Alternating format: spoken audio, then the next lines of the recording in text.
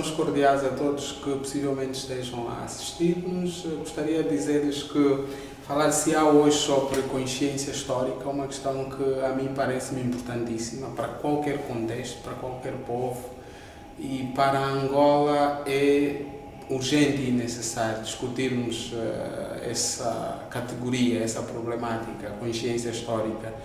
Sobre este assunto, gostaria de dialogar hoje com Manuel dos Santos, historiador e sociólogo. Gostaria de agradecer do facto de se ter disponibilizado para manifestar o seu ponto de vista sobre a questão e olhar para a consciência histórica no contexto de Angola. Bem-vindo, Cota Manuel.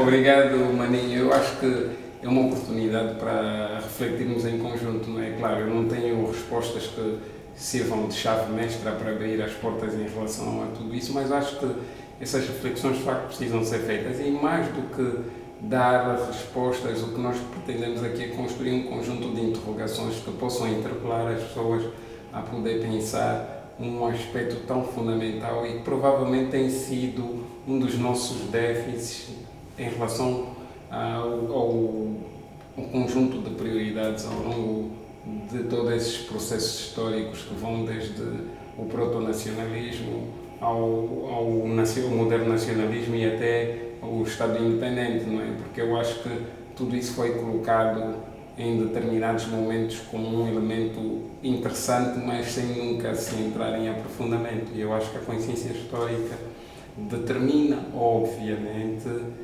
a necessidade de sabermos quem somos, de onde viemos e para onde queremos ir, não é? Eu podia evocar aqui, é interessante, uma expressão do Dr. Savimbi, que ele dizia: nós somos um povo, temos um destino e queremos um futuro, não é? E eu acho que sem consciência histórica dificilmente se pode construir isso. E pensar o passado é, acima de tudo, pensar o futuro, porque o passado pode claramente estar presente naquilo que é o nosso dia a dia. Pois, mas de forma sintética e mais simples, como é que se pode compreender o que é isto de consciência histórica? Eu acho que, de forma mais sintética, a consciência histórica é aquilo que foi construído, de facto, num espaço territorial, com um conjunto de movimentos geográficos, movimentos populacionais, seja exteriores, exógenos e endógenos, porque é importante perceber que, de facto, a questão da consciência histórica não está aliada de tudo o que existe à volta, não é? E que tem elementos que confluem e são comuns a um conjunto de sujeitos. Nesse caso, todos nós, não é? Pode parecer que a história e as figuras da própria história se remete exclusivamente àquelas que são as grandes figuras, mas eu olho sempre para a ideia de consciência histórica como algo que foi construído em comum, independentemente da dimensão e dos papéis que todos os sujeitos envolvidos na construção desse processo histórico possam ter tido. Mas como é que se pode compreender o papel da consciência histórica no presente, sendo certo que a consciência histórica é, essa interpretação e essa compreensão que uma pessoa individualmente ou um povo tem sobre o que sucedeu, e como usar essa consciência, este passado, para o presente? Ele tem ou não influência no presente? Obviamente que a consciência histórica, para se tornar de facto um elemento de influência no presente, ela tem que ser um elemento de conhecimento. Ou seja, eu acho que se as pessoas não têm consciência da sua própria história, dificilmente podem usá-la como elemento transformador do presente. E essa construção da consciência histórica, ela tem também uma dimensão que é a dimensão da desconstrução de uma ideia, que nesse caso construída, que é a ideia colonial, para aquela que é a ideia da história desse mesmo conjunto de sujeitos, sem, em momento algum, no meu ponto de vista, retirarmos o elemento de mito que qualquer história e qualquer construção histórica sobre um espaço territorial, ou um país, ou uma população, ou um grupo, existe, né? Todos nós conhecemos a história dos mitos fundadores, seja em que aspecto for, né? Seja da nossa própria família, como do nosso bairro, ou da nossa cidade, do nosso distrito, da nossa província e do nosso país e até do nosso continente. Há de facto elementos de mito fundacional, né? E todos esses elementos têm que ser colocados na possibilidade de equilibradamente serem apresentados como elementos importantes em que essa mesma história tenha factos, tenha realidades e tenha provas materiais da sua existência, mas também com esses elementos de mito que existem para explicar algumas coisas que não seriam possíveis sem ser explicadas em termos daquilo que é a consciência histórica que se constrói sem os mesmos. No entanto, para um país como Angola em concreto e para a realidade dos dias de hoje, nós temos de facto um déficit de consciência histórica porque a independência como facto não ajudou a construir uma leitura histórica sobre nós mesmos que não seja fundamentada, a regra geral, em ideias construídas no passado, em que os contributos do presente não entram na forma como essa mesma história é apresentada aos angolanos. Nós temos problemas de não percebermos que a diversidade do quadro do país é superior à ideia da construção urbana do próprio país, que é aquela que domina, não é? Eu citaria aqui, por exemplo, o engenheiro Fernando Pacheco, que dizia que um dos nossos dramas é ser um país urbano com população rural, em que também não se reconhece a ruralidade dessa mesma urbanidade, não é? Ou seja, quando se é urbano, a primeira coisa que se faz para se sê-lo é negar a ruralidade que essa pessoa traz em si. E essas negações, essas desconstruções do todo que constroem o espaço e as pessoas, transformam-se imediatamente num problema para que haja essa consciência histórica.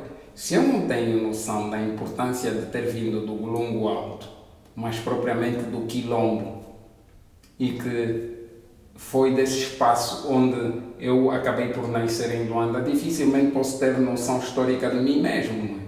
Para poder pensar todos os outros espaços históricos, porque a ideia que vai predominar é que eu sou de Luanda e o resto não conta. Ou posso considerar que o facto de não se apresentar a própria história do nacionalismo urbano angolano construído no litoral, sem ter em conta as manifestações desse mesmo nacionalismo que ocorreram no Planalto Central ou mais para o leste do país, estaria a pensar a ideia histórica do nacionalismo angolano de forma descontextualizada. Ou seja, há todo um conjunto de dimensões para a construção da consciência histórica que estão em déficit no que nós temos no quadro presente do país.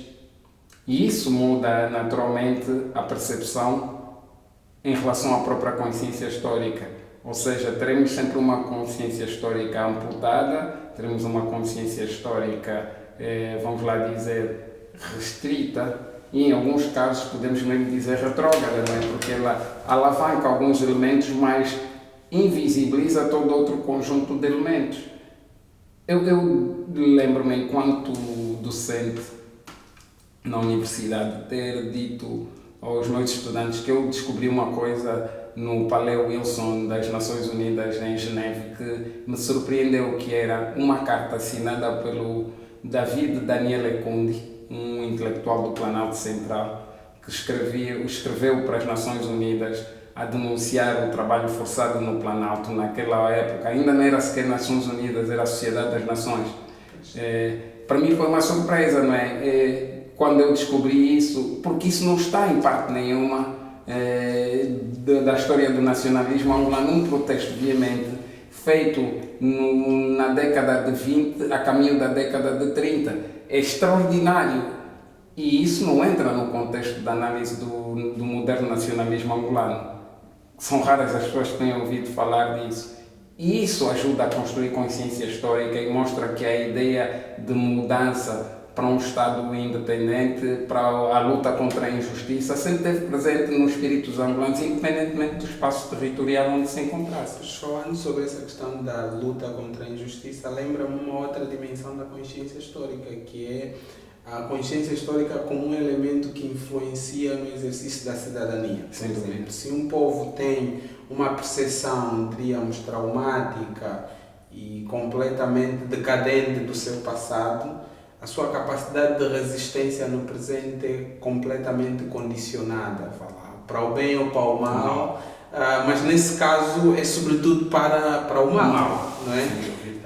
E a minha questão é, hoje, qual é a influência da consciência histórica na relação que se estabelece entre o exercício da cidadania, os cidadãos e, claro, o grupo hegemônico em Angola? Acha que a consciência histórica que os angolanos têm tem uma grande influência na relação que se estabelece entre aqueles que têm cargos de responsabilidade pública e os cidadãos? Eu acho que sim, Domingos. Há aqui um elemento a ter em conta. Eu sou um dos defensores de que nós vivemos em estado de continuidade colonial.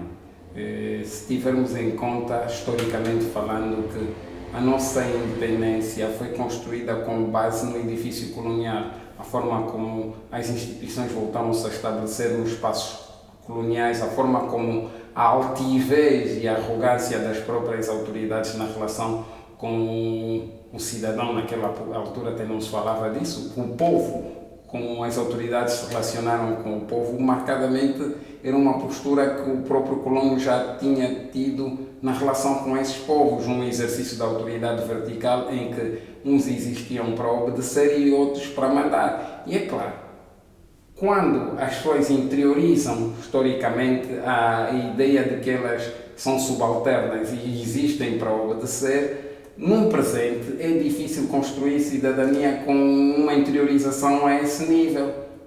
E quando, novamente, os grupos hegemónicos estabelecem a ideia de que quem manda vem... Mas há vários grupos hegemónicos? Sim. Fala em grupos? Sim, eu falo grupos hegemónicos. Eu posso dar um exemplo. Um dos maiores debates que se coloca é porque é que um governador provincial, regra geral, vem sempre de Luanda.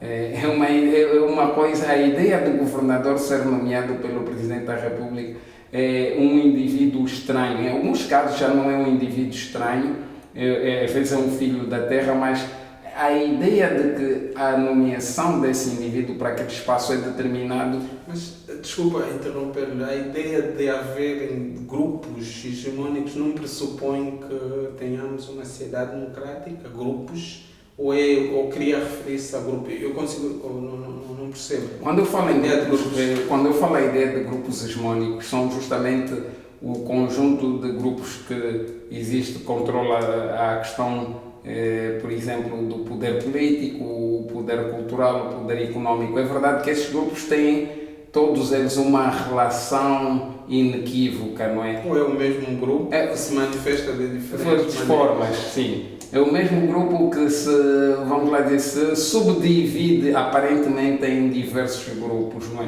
Porque ele nunca aparece com o mesmo rosto em todos os sítios e muitas das figuras desse grupo hegemónico, sendo elas de facto quem controlam determinadas áreas, não são eles que se fazem presente nos espaços da relação com o cidadão. Ou seja, há outras figuras que os representam e que são aquela figura com que as pessoas constroem o seu imaginário à volta daquela dimensão sociológica, nesse caso. A economia é com esses, a cultura é com aqueles e o poder político é com aqueles outros. Ou seja, tudo isso, conforme eu dizia, desde a decisão de que o governador é alguém que parte de Luanda, logo a ideia do civilizado construído pelo próprio colonialismo é alguém que vem de Luanda, o governador, o administrador, o funcionário público, o delegado provincial. Sim, mas construído pelo colonialismo estaria a desresponsabilizar. Não é. O que eu quero dizer é que essas mesmas construções coloniais foram apropriadas e continuadas por quem dirige hoje o espaço público. Nesse sentido, a responsabilidade hoje recai por sem dúvida. Não há aqui uma desresponsabilização por ser um modelo construído na colonialidade, porque os modelos coloniais e o objetivo da independência foi justamente a destruição dos modelos coloniais, certo, para assentar um modelo que fosse representativo e que estabelecesse de facto relações de equidade com o resto dos angolanos. A verdade é que isso não foi construído. A verdade é que não foi construído e que o que se construiu sim foi o alicerçar de uma relação cada vez mais hierárquica, de uma relação cada vez mais castradora e que destruiu a ideia de construir plenamente a cidadania, não é? Porque o modelo é hegemónico. Uma vez que a história que existia era uma história de subordinação e a continuidade do modelo é hierárquico e hegemónico, a consciência histórica daquelas pessoas para os dias de hoje continua a ser de que eles são subalternos e existem para servir. Já não é tanto a cor da pele que conta, mas também não deixa de contar, mas é sim um poder que existe e emana de um lugar definido, nesse caso a Presidência da República ou Luanda, para o lugar onde os cidadãos se distribuem, ou então é o centro administrativo, a Baixa de Luanda, para a periferia toda de Luanda e nos casos de hoje as novas edificações onde se redistribuíram também essas mesmas figuras e presença desse poder que controla. Mas não é possível identificar uma memória positiva dentro da consciência histórica, no sentido de, provavelmente existem segmentos populacionais que preferem inspirar-se em Mandumi, ou Kimpavita, ou Muntu Yakevela, em vez de apropriarem esse aspecto, diríamos, negativo de uma consciência histórica que de alguma maneira nos move para baixo como nação, como país, e não porque, se eu tenho consciência de que o passado foi glorioso, foi de luta, foi de resistência, e me identificar com essas grandes personalidades que lutaram, eu posso hoje, no presente, também, inspirado nelas, fazer algo que vai de acordo com esse passado glorioso e não mover-se sempre para uma lógica traumática, do complexado sempre para baixo. Eu compreendo que, sem dúvida, não temos isso. Eu concordo, sem dúvida, que nós temos todos esses exemplos. A questão não é o exemplo como tal. A questão é a prática daquilo que é o elemento de interiorização da consciência histórica. E a prática com que os angolanos foram brindados não foi sobre a gloriosidade da luta de Mandumi contra os portugueses e os alemães e mais tarde os ingleses na zona do Kwanyama. Não foi a resistência de Muntu Yakevela que chegou às portas de Benguela, não é?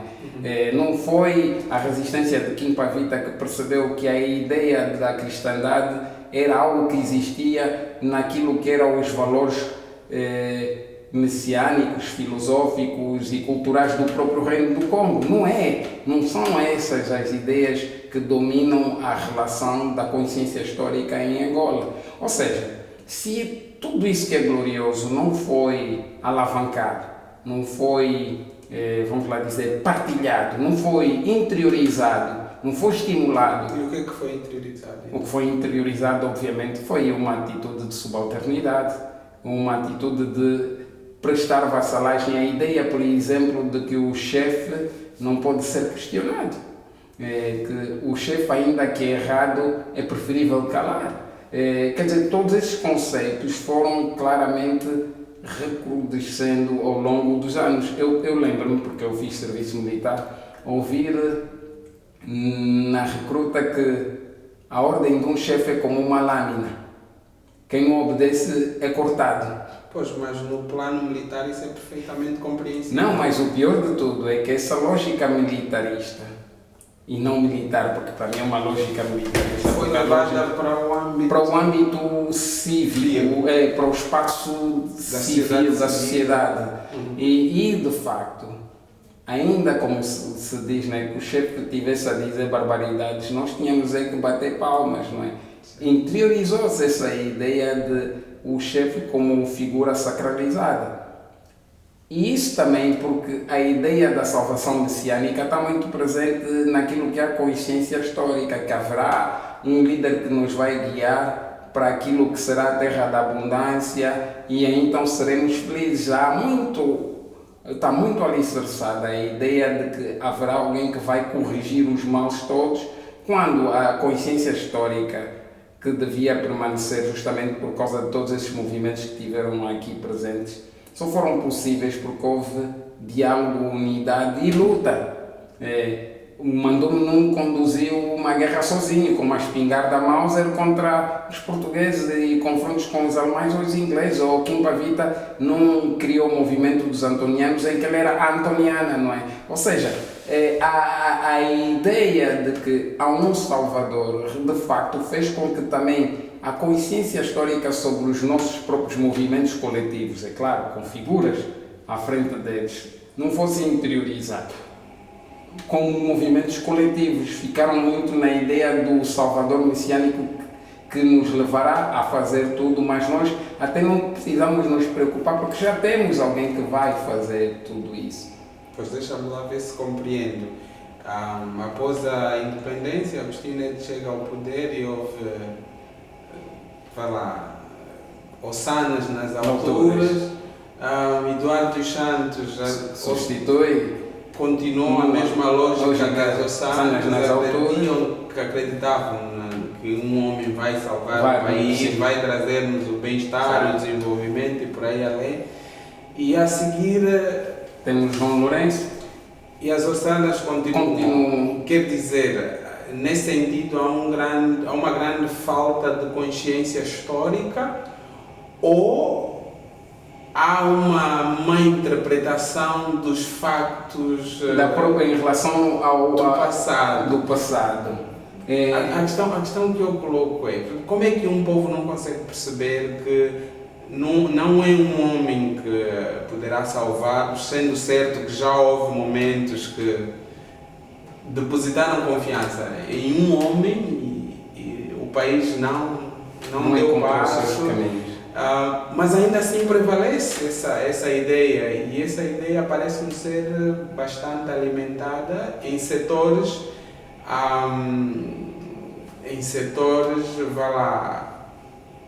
supostamente lúcidos, entre aspas. Repare, porquê que nós não temos essas figuras e esses movimentos, mais do que as figuras, os movimentos históricos de resistência devidamente ensinados, comentados, interiorizados, discutidos, debatidos, seja numa perspectiva de olhar criticamente tudo isso? Porque isso tem que ser feito por alguém, não é? Ou seja, as pessoas que receberam maior instrução, maior formação, com capacidade pedagógica e didática para apresentar tudo isso, não é? Isso não é apresentado como tem que ser apresentado para que pensemos. Mas há resistências que aconteceram e feitas por pessoas que não terão passado na escola como a conhecemos, no sentido tipicamente ocidental. Sim. Mandume não passou em escola nenhuma. Sim. Não, e quando eu falo escola, estou-me a referir às escolas onde as pessoas têm que interiorizar esse conhecimento da sua consciência histórica como um elemento presente nas vidas deles. Não encontraram, de facto, podemos dizer, um espaço de repercussão desses mesmos acontecimentos. Mas também podíamos falar da escola informal, né? Sim, a escola informal. A comunicação social teria um papel fundamental. Mas, sem dúvida, mas nós temos déficits muito grandes em relação... associações. Sim, em relação a tudo isso. Hoje até se discute e se olha de forma muito negativa quando se faz a exaltação desses períodos da própria história, porque qualquer povo precisa de facto desses períodos de exaltação histórica positiva para crescer como povo e ganhar autoestima coletiva. Sim, para autoestima coletiva e para a necessidade de construir algo comum que é possível, que já foi feita no passado. E essas pessoas são chamadas panafricanistas radicais. Eu próprio já vi comentários desses sobre serem chamadas de panafricanistas radicais, não é? Nós podemos encarar isso como mera divergência de ponto de vista? Eu acho que mais do que divergência de ponto de vista é a introdução do ruído no diálogo que precisa ser feito, que o impede de acontecer. Porque a partir do momento em que uma sociedade como a angolana, que interiorizou modelos, como diria o Rui Eduardo Carvalho, que são ocidentais, ocidentalizados e ocidentalizantes, a negação de todos os outros modelos que exposam os seus modelos endógenos, viram uma razão para as construções que começaram desde o século XVII, em que um conjunto de angolanos com cultura ocidental chamam-se a si próprios de filhos do país. E chamou todo o resto dos angolanos, porque naquela altura não eram angolanos, não é? De o gentio. E essa construção, para mim, é a construção mais perigosa e mais alimentada ao longo da consciência histórica em Angola. A ideia do civilizado e a ideia do gentio. Para mim, dentre todos os elementos da nossa consciência histórica, o que foi interiorizado e que destituiu de orgulho também as pessoas em relação a todas as outras origens que não sejam origens urbanas ou ocidentais, ocidentalizadas, ocidentalizantes. Qual é o orgulho maior de qualquer angolano quando fala de si comparativamente aos outros africanos? Não, nós somos diferentes, nós somos pessoas habituadas a lidar com os ocidentais de outra forma, não somos como esses países, as pessoas estão muito agarradas àquelas tradições, coisas que já não interessam, é o passado. Há sempre esse discurso à volta disso. Quando o angolano lhe perguntam, mas os outros falam muito as suas línguas, não, isso, o português é um elemento unificador entre todos nós. Claro, é importante, o português é fundamental na nossa relação global. Mas depois temos um outro assunto que é interessante, é que as próprias línguas angolanas continuam a não ser línguas oficiais do Estado angolano, ao contrário de outros Estados que oficializaram as línguas dos próprios países para que o elemento de orgulho nacional fosse estimulado pela valência e a importância que é dado em termos constitucionais e sociais. É exemplo do Quênia. Sim, do Quênia ou da África do Sul, da Tanzânia, do Ruanda, o Ruanda e todos esses países que fizeram isso. Isso não significa, nem nunca significará uma negação a modelos ocidentais que permitem a comunicação global ou as relações globais. Mas a ideia de que o próprio português... Mas também não tem nenhum inconveniente em negar. Não, eu não vejo inconvenientes. O que eu vejo é que todas essas apropriações são justamente trazidas dentro do debate sobre a consciência histórica como uma relação de línguas superiores e línguas inferiores, quando as línguas, no meu ponto de vista, são línguas. Tanto é que há muita gente que gosta do discurso do dialeto e eu costumo dizer, acho que não há dialetos, há línguas. Os povos têm línguas, sejam línguas mais faladas ou menos faladas, mas são línguas e são elementos que fazem parte daquilo que é a indiciocracia desses mesmos povos. E no seu diálogo com o mundo, essas línguas são usadas de uma ou de outra forma, até porque, como dizia em tempos o Luís Cagimo, falando da dimensão cultural do desenvolvimento, se os cidadãos não puderem participar nos processos de desenvolvimento dos seus países por via do instrumento com que melhor se podem comunicar, que nesse caso é a língua, estaremos a excluir milhares ou milhões de pessoas de participarem nesse processo. Ou seja, mais uma vez, a ideia da consciência histórica aqui colocada mostra que há claramente um grupo de pessoas que nunca a interiorizarão porque eles não fazem parte do discurso da construção histórica. Ou seja, as suas narrativas, a sua própria história, as suas lendas, os seus contos e tudo isso não entra porque aquela língua não é claramente a língua de quem vai fazer o desenho sobre a própria história do país. Uma vez que fala em processo, eu remeto novamente à argumentação, à questão da relação entre os cidadãos e o poder, porque a consciência histórica, para além de nos permitir ter, uma ideia clara ou não sobre de onde viemos, onde estamos e para onde queremos ir, de facto ela é uma mola propulsora para o futuro, mas esse futuro constrói-se com base na cooperação e coopera-se deliberando, comunicando. Né? A língua é essa ponte que nos permite construir projetos individuais, de pequenos ou grandes grupos, e o mesmo se aplica, digamos, para as nações. E a minha questão prende-se com o facto de, ao longo de décadas, o povo angolano ser permanentemente manipulado ao nível da imprensa. Permita-me dar um exemplo simples. Quantas vezes os angolanos acreditaram que os militantes da UNITA, os guerrilheiros tinham cauda, por exemplo, ou o pessoal da FNLA eram canibais. E tudo isso foi, como é óbvio, construído, transmitido pelo grupo hegemônico. O povo acreditou nestas manipulações e isso condicionou a relação que eles têm com outros angolanos, porque tenham uma outra opção do ponto de vista ideológico, infelizmente condiciona as relações até hoje. Isso transformou-se num grande trauma. Mas a minha surpresa está no facto de, na medida em que o tempo vai passando, este mesmo povo continua a ser manipulado pela mesma imprensa, sob o controle do mesmo grupo.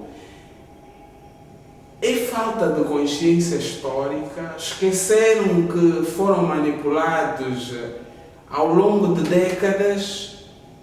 Como é que se pode compreender esta repetição de um grupo, um povo a ser manipulado e sempre a cair na mesma armadilha? Eu acho que isso tem a ver também com as questões geracionais e remetia-me a um aspecto que eu acho que é interessante. Há um elemento de hiato na relação geracional sobre o conhecimento dessa manipulação histórica também. Se reparares, Domingos, as pessoas que viveram um período de manipulação que promoveu a independência, com o MPLA assegurar o poder para si em 75 e que lhes foi contada a ideia de que a UNITA tinha cauda, a FNL eram canibais e outras coisas. Muitíssimos exemplos. Não fizeram uma transição em termos de desconstrução de tudo isso, que ficou provado que não era verdade. Sim, mas como se faz a desconstrução? Essa desconstrução começa justamente por aquilo que eu chamo a necessidade do debate e da análise crítica de todos esses aspectos que pareceram uma realidade num determinado momento. Porque é claro, é inequívoco que hoje as pessoas têm 70, 60 e alguns 80 anos, que foram eles que transmitiram a pessoas como eu que estou a caminho de 50 anos, ou as pessoas que estão a caminho de 40, e que claramente nós desmistificamos tudo isso porque ficou provado por testemunhos históricos que os corações que apareceram nas casas do povo da FNLA foram tirados da Faculdade de Medicina e que as figuras que trataram disso estão bem identificadas e estão naturalmente do lado do grupo hegemônico do MPLA.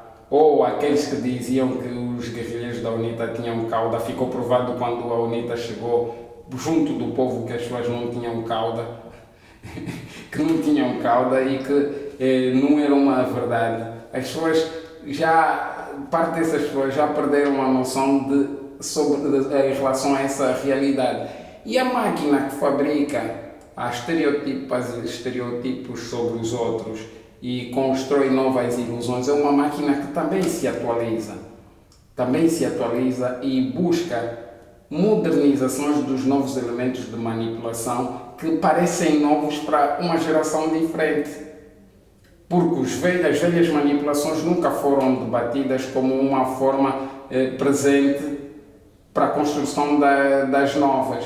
E eu acho que isso acaba por permitir, justamente porque não há consciência de historicamente elas já ter havido uma atuação do género, que elas se repitam e se reproduzam até os dias presentes. Pois, mas só a falta de consciência histórica explica essa maleabilidade, não, obviamente diríamos, esse espaço fértil para manipularem permanentemente, para um povo que está sempre disponível a ser usado como marionete. Obviamente que não, Domingos, repare, mas claramente a questão da consciência histórica é fundamental, porque a consciência histórica em relação àquilo que se teve e o que se tem permite analisar que tipo de informação é que eu recebo hoje e que tipo de informação recebi no passado. Se reparares, um dos nossos maiores déficits como um país independente é que você não consegue chegar a uma instituição e reconstituir a memória histórica delas por via do arquivo. O arquivo. Sim. O arquivo. Até o arquivo mais recente, regra geral, acaba em lugares em que os relatórios, as diretrizes, as ordens viram papel para limpar vidros, ou para enrolar jinguba, ou para vender mandioca na rua. Porque a destruição do arquivo... Não é que foram levados à casa. Sim, há arquivos que se transformaram em arquivos pessoais. Mas é porque existe uma cultura de que o arquivo tem que desaparecer, desresponsabilizando todos os atores que esse arquivo construiu em termos de informação e de contribuição. São raras, eu isso posso desafiar. E outro exemplo, não é? O que sucedeu agora com o shutdown da Sonangol, não é? Permitiu a destruição de arquivos informáticos na Sonangol que não vão ser recuperados. Como é que vais contar a história da Sonangol nesse período em que os arquivos desapareceram? Pois, mas do ponto de vista da ciência histórica não basta arquivo no sentido que coloca. Não, outra forma de... É claro que eu construir saber histórico. Constrói-se pela narrativa oral. Exato. E tudo isso. O grande drama é, conforme eu dizia, com essa diferença geracional que as pessoas têm e que não estabeleceram diálogos entre si, permite, e são raros, isso a gente vê. Quantas pessoas é que, não escrevendo livros, gravam memórias orais? Quase ninguém. Nós temos uma geração de pessoas, alguns dos quais... Sim, mas está à espera que aqueles que protagonizaram a manipulação... Não, obviamente. Eu não estou-me a referir aos que protagonizaram a manipulação. São até aqueles que combateram a própria manipulação. Muitos acabam por morrer e não produzem nem escritos, nem sequer deixam memórias orais gravadas sobre todo esse conhecimento acumulado ao longo de um período e hoje temos de facto meios alternativos em que se pode pôr a circular todo esse conjunto de informação que é rapidamente de fácil acesso para as gerações mais novas que, como nós sabemos, num país como Angola com dificuldades de arquivos, de bibliotecas e todos os aspectos, são uma minoria muito privilegiada, entre aspas, não é? Porque ter livros nunca deveria ser um privilégio, poder ler nunca devia ser um privilégio, ou aceder por via eletrónica a um conjunto de arquivos e saberes podia ser um privilégio. São um grupo muito pequeno que tem acesso a isso. E a forma como a máquina manipuladora trabalha, ela trabalha sobre as grandes massas. As massas que vão silenciar qualquer tentativa de introdução desse debate no seu próprio seio, com invocações do tipo... Mas está a falar de massa de tomate mesmo? A grande massa, quando eu falo a grande massa, estou-me a referir ao grande grupo, ao grande conjunto de pessoas, não é? E uso aqui massa no sentido de que o grupo dominante olhou o próprio povo e continua a olhar, porque para o grande grupo dominante nós ainda não somos cidadãos e não somos povo, nós ainda somos as massas populares, né, que podemos sempre ser trituradas e virar massa de tomate, por exemplo, né, nesse conjunto, que são esses que depois com a invocação de...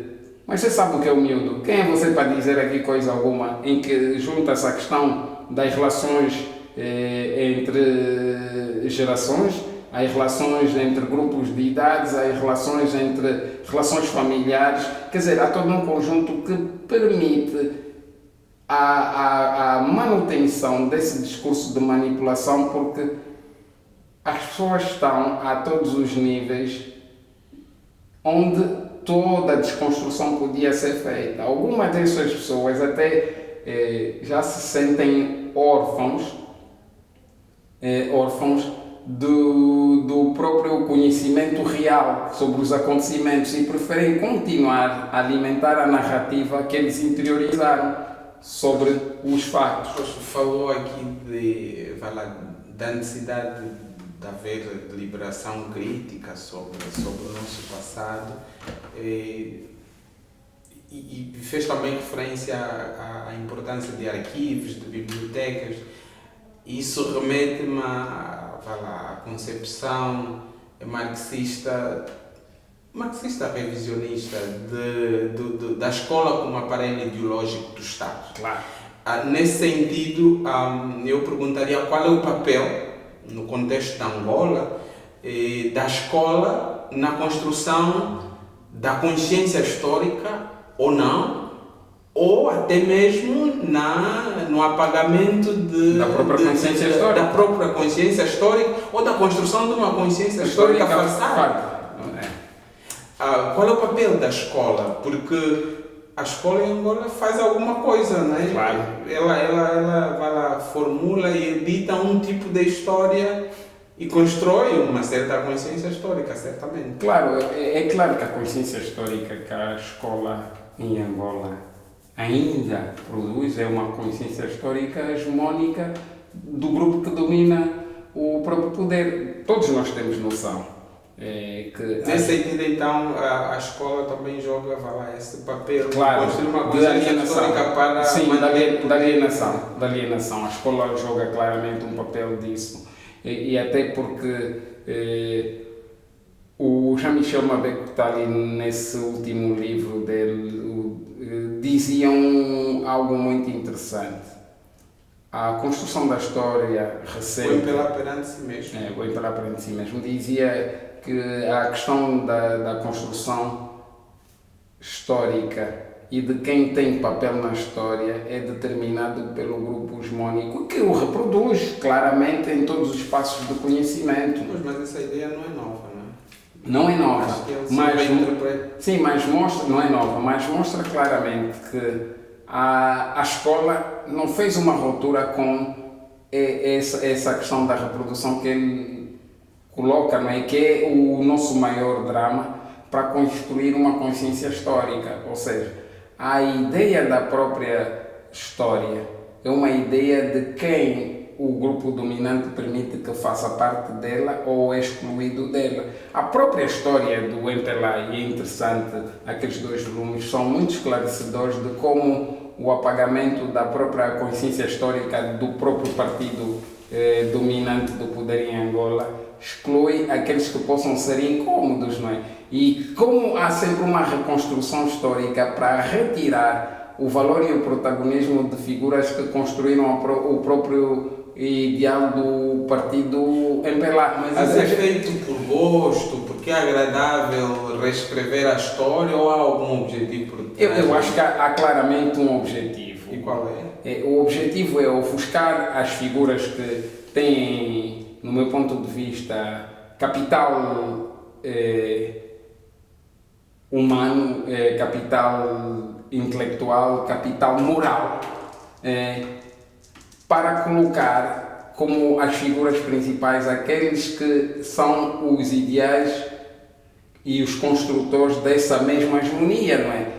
Quando isso pode ser objetivo no sentido, são os meios, mas quais são os fins? Não, o fim é a perpetuação, no meu ponto de vista, é a perpetuação de figuras que têm todos os elementos comuns para dominar o próprio plano histórico. E a ideia de que o único plano histórico, a única perspectiva de consciência histórica é pensar sujeitos como esses como sendo os sujeitos construtores da própria história. Repare, o último congresso do MPLA foi de facto, podemos dizer, nesse sentido, bastante apelativo, não é?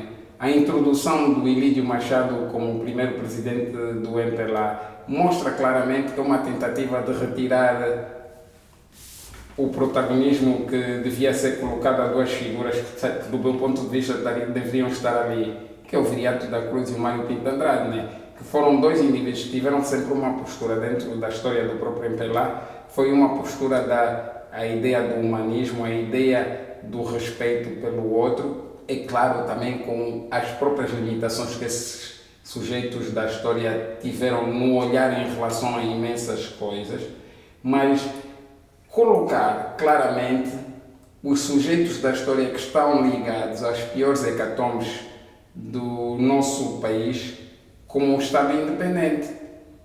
Essas duas figuras são, no fundo, colocadas como numa terra do nunca ou terra de ninguém, enquanto que depois há claramente aqueles que são os feitores da nossa identidade como país e como Estado, Agostinho Neto, José Eduardo e agora o próprio João Lourenço. Pois, mas há estudiosos que dizem que o reconstruir ou forjar uma consciência histórica por parte dos grupos hegemônicos tem um fim, que é manter o poder. Por exemplo, a forma como sempre se diabolizou os outros no período, quando se retrata o período de luta anticolonial, por exemplo, ou apresentar um grupo como sendo protagonista de tudo de bom para o país e para o povo, quando é total e absolutamente o contrário, ou em verdade, tal como acaba de dizer, estamos perante um exercício de gestão e manutenção do poder. Claro, eu acho que é importante que nós coloquemos aqui um aspecto. A questão da consciência histórica é fundamental para o grupo dominante do poder em Angola, que é o MPLA. O MPLA tem plena noção da importância da consciência histórica e o MPLA tem trabalhado sistematicamente sobre a manutenção de uma narrativa para essa consciência histórica, que é aquela que lhe garantirá a sua manutenção permanente no poder. Não tenhamos ilusões em relação a isso. E eu costumo dizer, o que conta aqui é o poder. O MPLA é um partido de poder e que tudo fará para manter este poder, inclusive a manutenção de um discurso que constrói consciência histórica, que obviamente ele se apresenta como o salvador, ainda que a prática demonstre o contrário. Mas, como se costuma dizer, uma mentira de tanto repetida depois passa como verdade. E os que têm a responsabilidade, que somos todos nós, de desconstruir a mentira, têm também limites com que trabalhar muito apertados. Têm, por outro lado, um trabalho de décadas, talvez de séculos, para uma construção mais plena dessa consciência histórica com base naquilo que é a realidade e a dimensão de todos os participantes dessa mesma história. Porque, se reparares, Domingos, uma coisa que foi construída desde o tempo da guerrilha, o Centro de Estudos Angolanos criados em Argel, de qual nós todos conhecemos algumas figuras, até algumas estão vivas, algumas delas hoje dizem claramente que foi isso, serviu para apropriar até a própria resistência anticolonial, como se fosse a gênese da luta do próprio MPLA. O MPLA até disso se apropriou, e a forma como muitos de nós estudaram a resistência ao colonialismo era apresentar essa resistência como se fosse a gênese da luta do próprio MPLA. Ou seja, as pessoas foram desde o início estimuladas a olharem para o presente e não olhar para o passado. Ou seja, o passado é uma passagem, mas uma passagem muito rápida que nos levou ao presente. E nós perdemos, de facto, grande parte de nós perdemos consciência do que é aquela história da Angola produzida pelo Centro de Estudos Angolanos em Argel, naquela altura da luta de libertação. Foi um instrumento que auxiliou e alicerçou a construção da consciência histórica dos angolanos em relação àquilo que o MPLA cria como poder de Estado. Pois, sobre isso gostaria de voltar à consciência, o papel da escola na construção da consciência histórica, mais concretamente a matriz curricular, não é? Quando olhamos para o nosso sistema de educação, que é completamente deficitário nos mais variados campos, mas no campo da história em particular, surpreende-me, por exemplo, que os angolanos estejam tão focados na história universal, não é? Olham para ocupações na Roma Antiga, Egito, Mesopotâmia. Egito, eu diria que interessa muito por causa das nossas origens, das nossas ligações. Mas parte da Grécia é interessante por causa das novas descobertas historiográficas recentes, porque a Grécia também teve uma grande influência do pensamento egípcio, particularmente no período negro, não é? Negro não no sentido da expressão negro colonial, estou a falar o Egito em que o fenótipo dos cidadãos eram homens e mulheres negras, claro. Mas interessa-me estudar Mesopotâmia. Sim, será que quando as pessoas não conhecem a história de Malange, não conhecem a história do Kwanza Norte, a história, sei lá, da Huila, para não falar já da história do seu próprio bairro, não é? Porque hoje a história, hoje a fonte histórica são inclusive os indivíduos. Daí o conceito de eco-história, né, que é uma leitura da história a partir de mim mesmo. É discutível do ponto de vista teórico, é verdade. É discutível, mas tudo isso tem que ser visto dentro do quadro da ciência histórica como contribuições que permitem chegar àquilo que é a construção histórica verificável. Exatamente. Isso é mau para a consciência histórica ou não? Estarmos focados para assuntos que não têm absolutamente nada a ver. Eu até compreendo, por exemplo, que se tivéssemos que estudar ou exigir aos alunos para compreenderem a Segunda Guerra Mundial, a Primeira Guerra Mundial, vermos qual foi, por exemplo, o papel da África. Qual foi o papel de homens e mulheres. Sim, temos até estudo dessa Revolução Francesa, a Revolução Americana, na história. Porque o mundo ocidental excluiu todo o papel de africanos nessas duas grandes guerras. Mas nós podemos, nos nossos sistemas de educação, em nome da construção de uma consciência histórica gloriosa, recuperar a presença africana na Primeira, na Segunda Guerra Mundial e não estudá-la assim de forma global, sem retirar aquilo que de facto nos interessa para os nossos contextos e para elevar o orgulho das nossas crianças e terem heróis e terem exemplos. Eu acho que todos esses aspectos são fundamentais, mas a nossa escola pública, de facto, ela, no meu ponto de vista, é um elemento de continuidade das próprias desigualdades sociais que o país tem, não é? Todos esses déficits e essas alienações visam, no meu ponto de vista, objetivamente, que as pessoas não entrem nunca com modelos de orgulho nacional.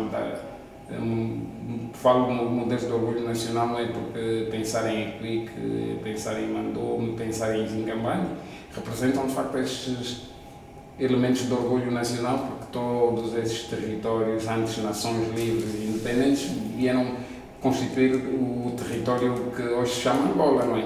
E, de facto, a ausência e o aprofundamento dos mesmos naquilo que é o papel do ensino mostram claramente quais são as verdadeiras prioridades, não é? O ensino, do meu ponto de vista, é um elemento de reprodução de desigualdades e continuidades, no fundo, do status quo. E acho que o que temos a nível da nossa educação, até ao nível universitário, tem a ver justamente com isso e depois tem a ver com a construção de currículos e programas cuja participação de quadros angolanos altamente dotados e bem formados para construírem currículos mais adequados não entram nesses movimentos e são excluídos sempre com a convocação de técnicos estrangeiros que são contratados pelo Estado angolano para construir os mesmos, não é? Para não falarmos no facto de muitas das instituições privadas de ensino superior serem um espaço que pouco ou quase nada trabalha a nível da investigação histórica do que é importante para o próprio país.